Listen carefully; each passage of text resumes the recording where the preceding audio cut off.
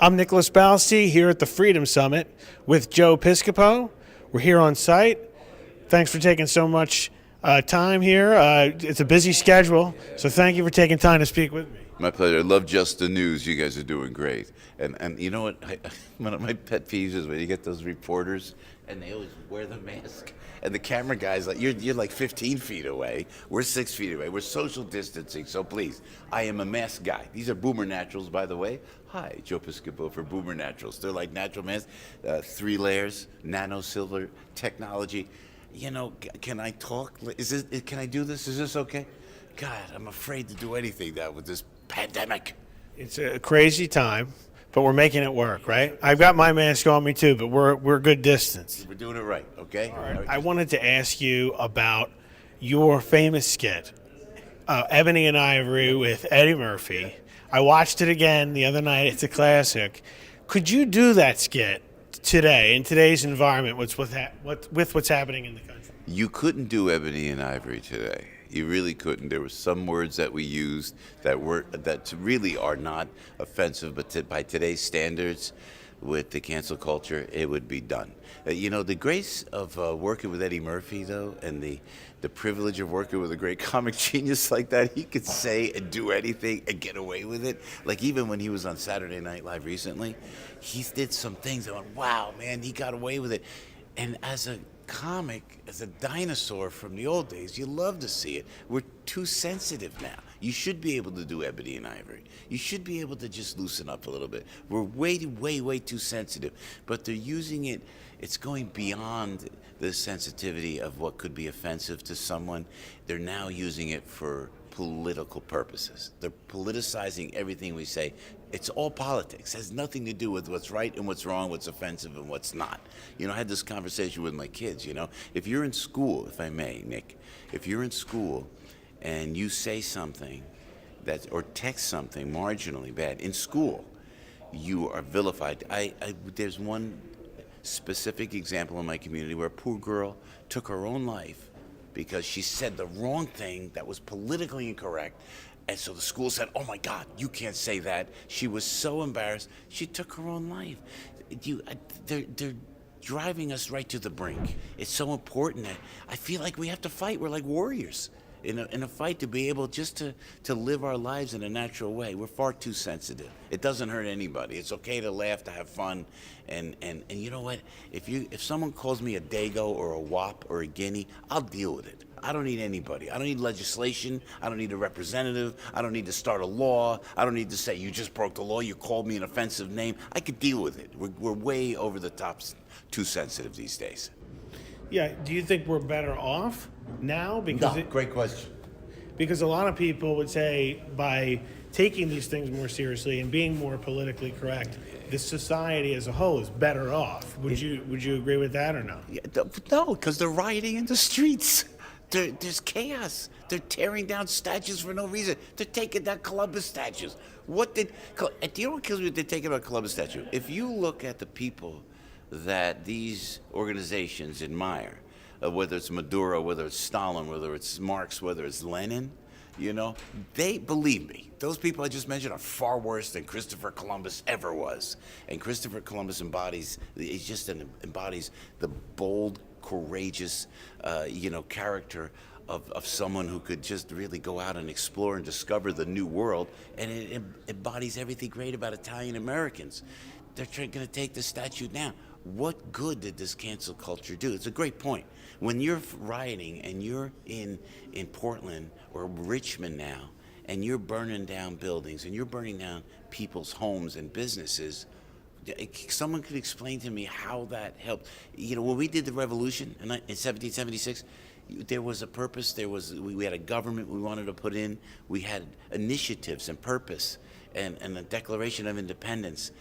What these people that hate us, that think, you know, we're too offensive, what do they have? What are they trying to build? And I say that objectively. I'm just another confused American, you know, trying to make sense of it all. I've been on a lot of conference calls and covered a lot of events with Democrat lawmakers who say it's about equality. It's about, you know, African Americans having equality with everyone else. Do you think that's really what a lot of this this is about, these protests, If, and it's if tearing it, down the no, statue? no. I've dedicated 25 plus years of my life helping the at-risk communities in the United States. And I've walked cities that were deemed the most dangerous cities in America. I've walked the streets because I just feel there, but for the grace of God go I. Hard to believe, Nick, I was a bad kid. But, I had my parents there to straighten me out. A lot of these kids in the stressed areas don't have a father in the homes, and I would walk the streets and help out these nonprofits in the inner cities. To this day, I still do that. How, in the name of God, can you lecture me when you let the violence that goes on in these inner cities every single weekend, it incenses me, because those of us who put our lives on the line and try to do our philanthropic good, just to be good citizens, and then we're lectured by people who saying you're a racist, you have privilege. Well, why don't let's all join together, and I got to tell you, the way President Trump is doing it, with those opportunity zones and going into the inner cities with guys like Dr. Ben Carson, with Mike Lindell, Mr. Pillow, they're going into the cities and they're at least doing something about it. When we get lectured and they tell us that it's social inequality, it's racial. Show me, put your money where your mouth is. Help out the folks really in need, in the stressed areas of America. Then you come talk to me. Then I'll listen. Right now, they have no credibility in what they're saying. And with cancel culture, what do you make of that and the effect that that's having on entertainment and society as a whole? Is that a good thing that's going on right now? No, so the cancel culture is so funny because, Hollywood has been so politically correct. In the vein of comedy, in the vein of entertainment. I'm not offended by it, but God forbid somebody did something 20 years ago, including myself. And you look and you go, oh my God. So, Gilbert Gottfried, one of my favorite comedians, Gilbert Gottfried, great, crazy Gilbert. He's great. He's so funny. We had a chat. What we did in the comedy clubs in the late 1970s, if we did it now, we would be arrested. Thank God there weren't cell phones around. But what Richard Pryor did it, man. Eddie did it, Everybody, it's gone just too far. And so everybody's just, the cancel culture is just out of control. It's just to shut us down.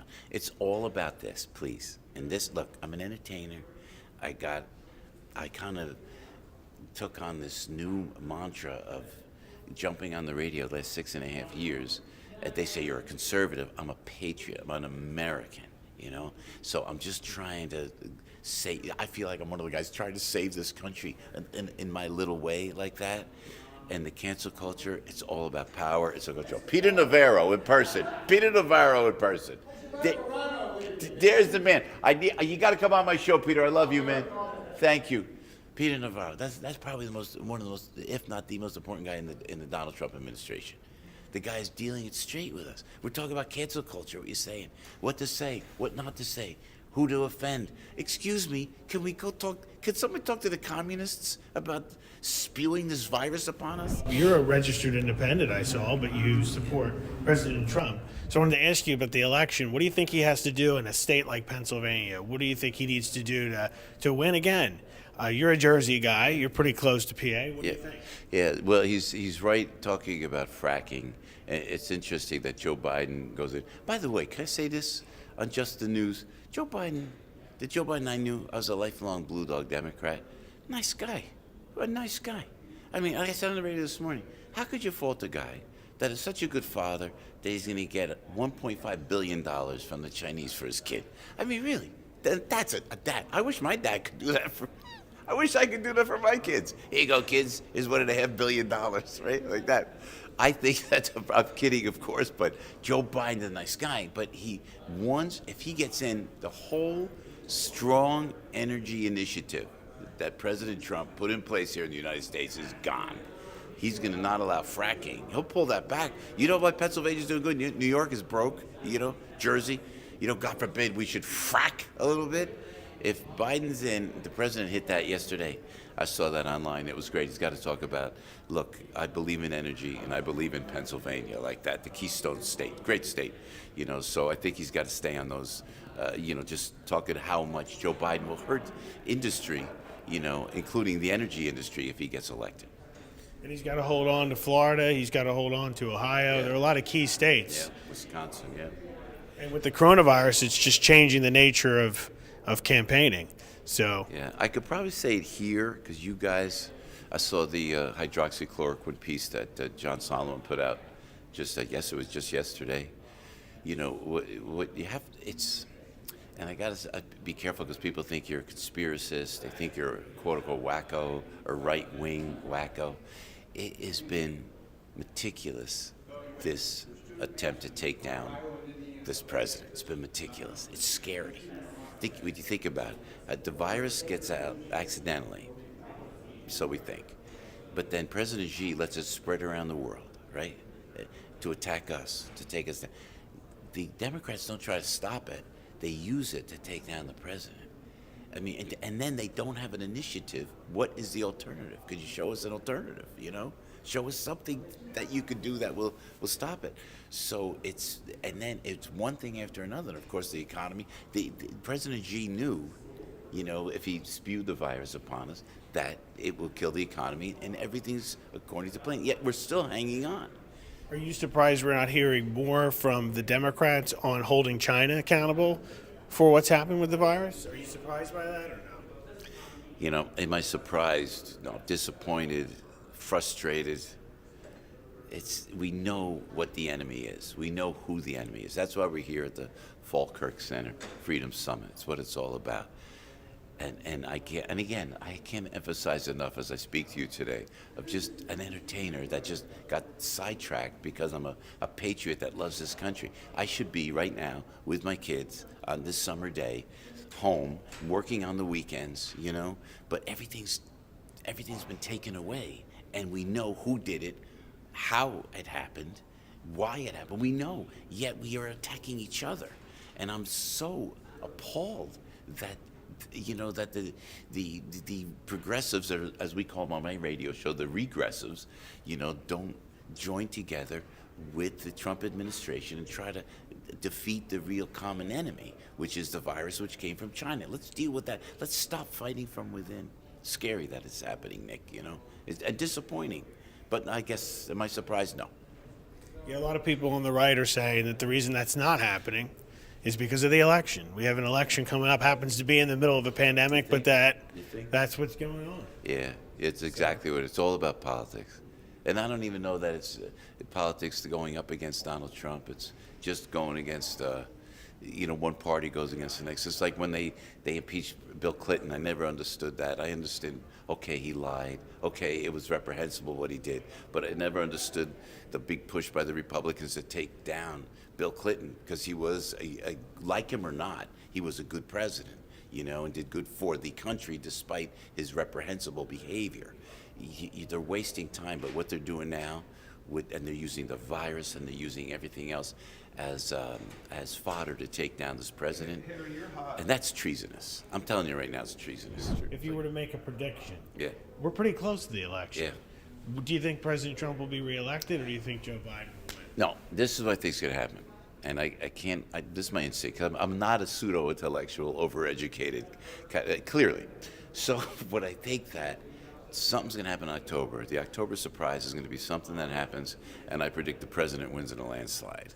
Something's going to happen, because you can't come with the false narrative of this pandemonium. They're creating this. We have medicine to stop this. They won't use the medicine. America's going to wake up and realize what they're trying to do. And by the way, can I say this too about Joe Biden? I tell you, this is a nice guy. It's not Joe Biden you're electing. People are going to see. When you go in, stay with me on this in a second, if you would. With no animus or no hate, by the way. If Joe Biden wins, he's out within the week. If he gets there, Kamala Harris, whoever the vice president is, going to be there. You're going to take the camera, and they're going to have those little pressers inside the cabinet room in the White House.